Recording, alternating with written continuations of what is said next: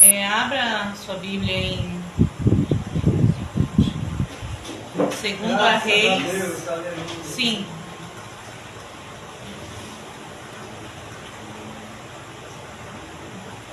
Pai. Estamos, Senhor. Nós temos a voz do bom pastor. Amém. 2 Reis 5.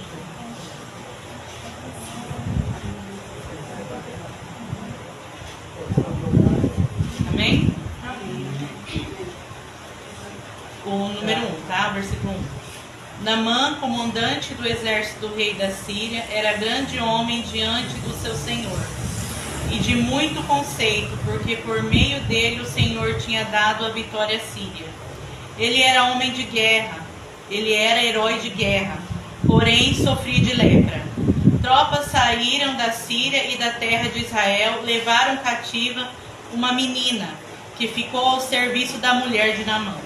Um dia a menina disse à sua senhora: quem dera o meu senhor estivesse na presença do profeta que está em Samaria, ele o curaria da sua lepra. Então Naamã foi contar isso ao seu senhor, dizendo: assim falou a jovem que é da terra de Israel. O rei da Síria respondeu: vá, eu enviarei uma carta ao rei de Israel. Então Naamã partiu e levou consigo 340 quilos de prata, 72 quilos de ouro e 10 mudas de roupa. Levou também ao rei de Israel a carta que dizia: tão logo esta carta chegar a você, saiba que lhe enviei Naamã, meu servo, para que você o cure da sua lepra. Quando o rei de Israel acabou de ler a carta, rasgou as suas roupas em sinal de medo e disse: por acaso sou Deus, com o poder de tirar a vida ou dá-la, para que este envie a mim um homem para eu curá-lo de sua lepra? Como vocês podem notar e ver, ele está procurando um pretexto contra mim. Mas quando Eliseu, o homem de Deus, ouviu que o rei de Israel havia rasgado as suas roupas, mandou dizer ao rei: por que o Senhor rasgou as suas roupas? Deixe-o vir a mim e ele saberá que há profeta em Israel. Então Naamã foi com os seus cavalos e os seus carros e parou à porta da casa de Eliseu. Eliseu lhe mandou um mensageiro dizendo: vá e lave-se 7 vezes no Jordão, e a sua carne será restaurada, e você ficará limpo. Mas Naamã ficou indignado e se foi dizendo: eu pensava que ele certamente sairia para falar comigo. Ficaria em pé, invocaria o nome do Senhor, seu Deus, passaria a mão sobre o lugar da lepra e restauraria o leproso. Por acaso não são Abana e Farfar, rios de Damasco, melhores do que todas as águas de Israel? Será que eu não poderia me lavar neles e ficar limpo? Deu meia volta e foi embora muito irritado. Então seus oficiais se aproximaram e lhe disseram: meu pai, se o profeta tivesse dito alguma coisa difícil, por acaso o Senhor não faria? Muito mais agora que ele apenas disse: lava-se e vá, e você ficará limpo. Então Naamã desceu e mergulhou no Jordão 7 vezes, conforme a palavra do homem de Deus. E a sua pele se tornou como a pele de uma criança e ficou limpo. Depois ele voltou ao homem de Deus, ele e toda a sua comitiva. Veio, pôs-se diante dele e disse: eis que agora reconheço que em toda a terra não há Deus a não ser em Israel.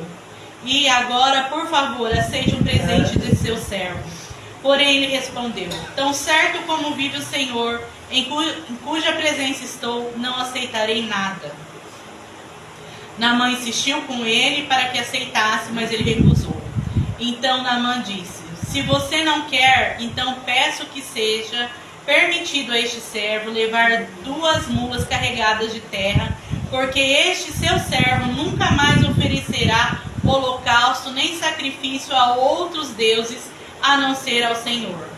Mas que o Senhor perdoe seu servo uma coisa: quando meu senhor o rei entrar no templo de Rimon para ali adorar, e ele se encostar no meu braço e eu também tiver de me curvar no templo de Rimon, quando assim me prostrar no templo de Rimon, que o Senhor Deus perdoe esse seu servo por isso.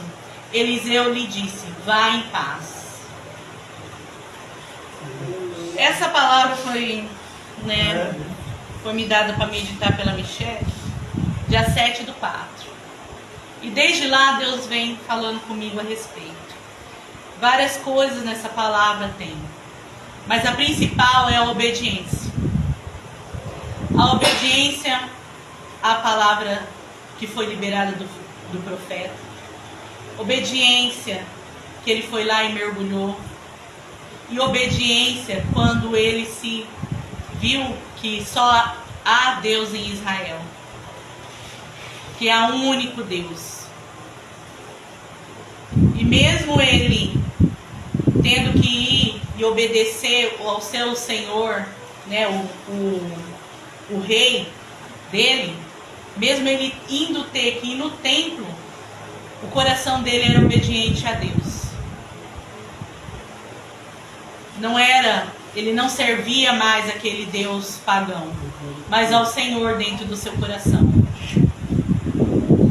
Outra coisa que Deus me falou a respeito dessa palavra é que um homem de autoridade, reconhecido, ilustre no seu país por vencer guerras, tinha sua vida livre, mas a sua alma presa.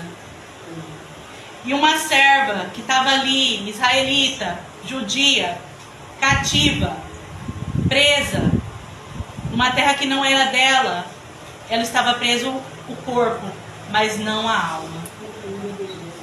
Porque mesmo ela estando no território inimigo, de pessoas que levaram a força, que não era a família dela, nós não sabemos, nem a palavra fala de como ela era tratada, e mesmo assim, ou de como foi tratada até chegar ali, e mesmo assim, ela ajudou aquele homem, ajudou ao seu Senhor. Então isso mostra um coração perdoador, um coração quebrantado, um coração que não via só ela, mas via o próximo, que não era simplesmente se tratava dela, mas de algo e de uma pessoa, de uma alma que estava ali ferida, que ele não podia tirar suas vestes em qualquer lugar, porque a lepra a gente sabe que era contagiosa e era isolada a pessoa. E como que faria? Ele era um homem de autoridade, que comandava vários outros homens dentro de um exército. Então ele vivia preso naquela situação. Ele não tinha liberdade. E ela, porém, tinha um coração livre. Livre de mágoas, livres, como a irmã Michelle falou, livre de muitas coisas que não prendia ela ou acorrentava ela a coisas que aconteceram com ela. Não se tratava disso, mas se tratava do Senhor, daquela alma. E Deus foi falando a respeito de obediência.